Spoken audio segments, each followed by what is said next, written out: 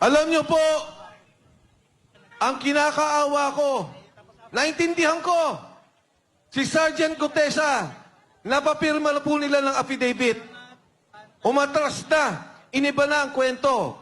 Ang sabi niya, si Defensor at si Marcoleta ay babayaran daw siya sa kanyang sasabihin. Binidyo si Sergeant Gutesa, pero hindi po ko galit. Kahit na baguhin niya kwento, naintindihan ko. Dahil pag ang pamilya mo, ang asawa mo, ang mga anak mo, ang tinakot, naintindihan ko, Sergeant Gutesa, huwag kang mag-alala, naintindihan ka ng sambayan ng Pilipino. Ang aking apila sa mga nagkukulong sa kanya, pakawalan nyo naman po yung tao. Total naman, napapirma nyo na. Nagbago na ng salita. Total naman, na-video nun niya. Na sinasabi na na iba na ang kanyang salita. Na hindi na siya nag-deliver kay Martin Romualdez. Pakawalan nyo na po yung tao. Dahil yung tao, hindi na kinabang kahit 5 sa kawalang yaan, sa korupsyon na nakikita natin sa gobyerno.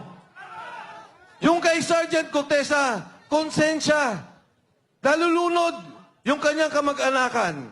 Yung mga kasama niyang sundalo, nalunod yung pamilya sa Bicol, binabaha, nawalan ng negosyo, nawalan ng pangkabuhayan. Pero ni Cinco, hindi ang kumita.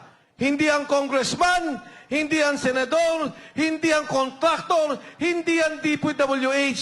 Nag-deliver lang yan ng pera at na konsensya sa nakikita niyang nakawan sa sambayan ng Pilipino.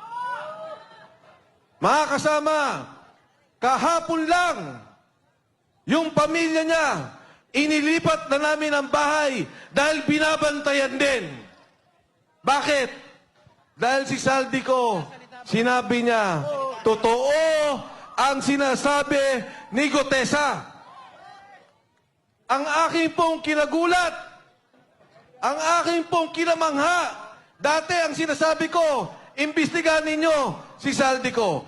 Dati ang sinasabi ko, imbestigahan ninyo si Speaker Martin Romualdez. Ngayon ko lang narinig yung sinabi ni Saldico na ang pera, dinadala nila ang mali-malitang pera kay President Bongbong BBM Marcos.